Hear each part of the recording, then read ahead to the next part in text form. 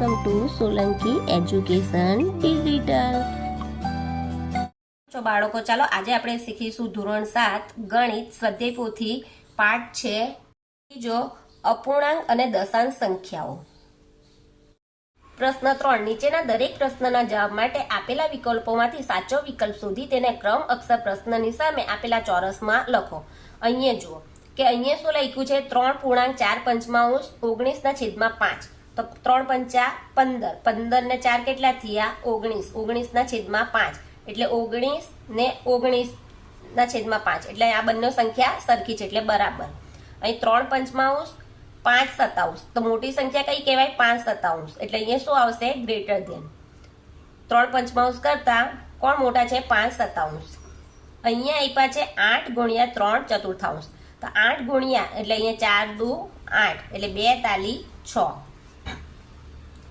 3 દુ 6, 3 દુ 6, 6 ની અંદર 2 ઉમેરે તો 8 એટલે 8/3 ભાગ્યા 3 તો અહીંયા શું થઈ જશે 3 ગયા એટલે કેટલો જવાબ આવ્યો ચોથું 2.2 ભાગ્યા 3 તો અહીંયા જવાબમાં આપણે પેલા અપૂર્ણાંકને પૂર્ણાંકમાં બનાવીશું 2 તાલી 6, 6 ને 2 8, 8/3 ભાગ્યા 3 એટલે અહીંયા 8/3 અહીંયા ગુણાકાર કરીશું, અહીંયા કશું નથી એટલે 1 લખીશું એટલે 1 ઉપર જશે ને 3 નીચે આવશે એટલે 8 × 8 ને 3 તાલી 9 એટલે 8/9, 8 ભાગ્યા 1/2 તો અહીંયા કશું નથી એટલે 8/8 કઈ નથી એટલે 1 ભાગ્યા છે એટલે અહીંયા ગુણાકાર થશે અને 2 ઉપર જશે અને 1 નીચે આવશે એટલે 8, 8 દુ 16. 3.2 પંચમાંશનો વ્યસ્ત એટલે 3 અહીંયા જો 3.2 વ્યસ્ત એટલે 3 પંચા 15, 15 ને 2 17, 17/5 હવે વ્યસ્ત સંખ્યા એટલે 5 ઉપર ને 17 નીચે. 1.6 ભાગ્યા 13.7, 13/7 તો અહીંયા જવાબ જો 7 × 7 ને 6 13, 7 એટલે જવાબ કેટલો આવશે જો અહીંયા જવાબ અહીંયા ભાગાકાર છે તો આપણે ગુણાકાર કરીશું 13/7 ગુણ્યા 7 ઉપર જશે ને 13 નીચે આવશે તો 13 ગયા 7 ગયા એટલે કેટલા આવ્યો જવાબ 1. 8મું 2/3 મીટર બરાબર 230 સેન્ટીમીટર.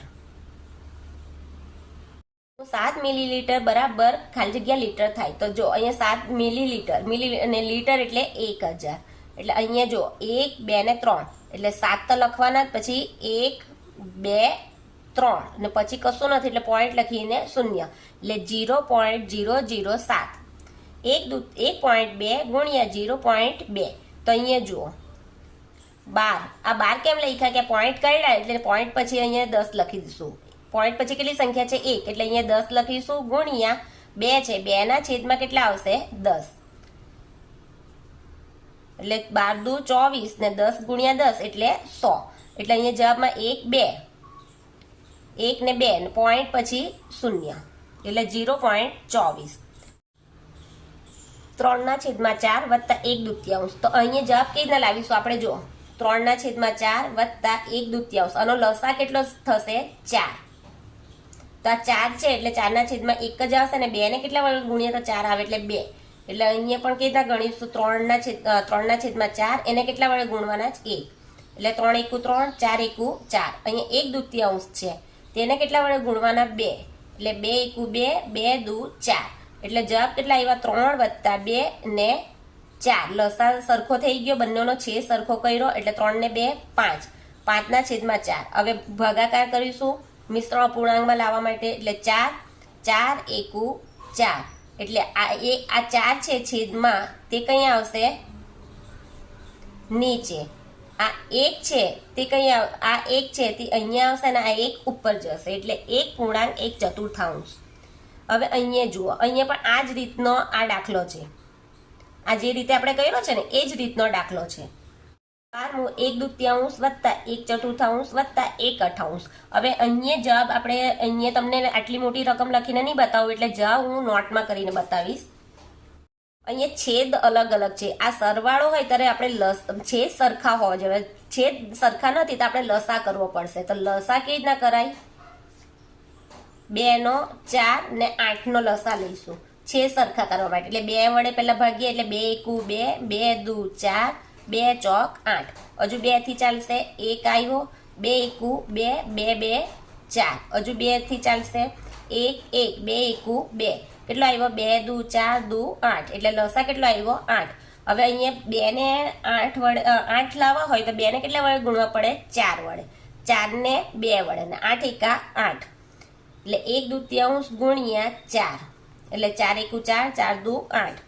હવે 1/4 ને 2 વડે એટલે 2 એકુ 2, 4 દુ 8. 1/8 ને 1 વડે એટલે 1 એકુ 1 ને 8 એકુ 8. હવે જુઓ કે આપણો જવાબ કેટલો આવ્યો? 4, 2 ને 1. આ બધાનો છેદ કેટલો આવશે? 8. 4 દુ 4 ને 2 6, 6 ને 1 7. 7 ના છેદમાં 8. એટલે જવાબ આવશે 7 ના છેદમાં 8. હવે અહીંયા જુઓ 3/4 ઓછા 1/2. હવે અહીંયા પણ આ રીતે જ કરીશું આપણે. અહીંયા પણ છેદ સરખા નથી એટલે આપણે લસા લઈશું 4 ને 2 નો. એટલે 2 2 4 ને 2 એકુ 2. હજુ 2 થી ચાલશે એટલે 2 એકુ 2 ને 1, 2 2 4. એટલે અહીંયા 4 અહીંયા 4 છે જ એટલે આપણે 4 એકુ 4 ને 2 2 4. અહીંયા 2 વડે ગુણવા પડે એટલે 3 ના છેદમાં 4 ને 1 એકુ 1 વડે 1 છેદમાં 1 પાડે તો ઉપર પણ 1 જ આવશે. એટલે 3 એકુ 3 ને 4. હવે 1/2 એને કેટલા આપવાના છે? 2. એટલે નીચે પણ 2, ઉપર પણ 2. 2 એકુ 2, 2 દુ 2 ને 2 4. હવે જો આ 3 ને આ 2 છે તો ઓછા છે. 3 ઓછા 2 છેદમાં 4. 3 માંથી 2 જાય તો કેટલા રહ્યા? 1 ના છેદમાં 4 એટલે 1/4. 5 ઓછા 2/5 બરાબર. તો અહીંયા પણ નહીં આવે એટલે હું નોટમાં કરી બતાવી. 5 ઓછા 2/5 તો અહીંયા કેવી રીતના કરીશું આપણે? 5 છે તો અહીંયા કશું નથી એટલે 1 લખીશું. હવે આપણે એ કરીશું લસા લઈશું તો લસા પણ તમને બતાવું.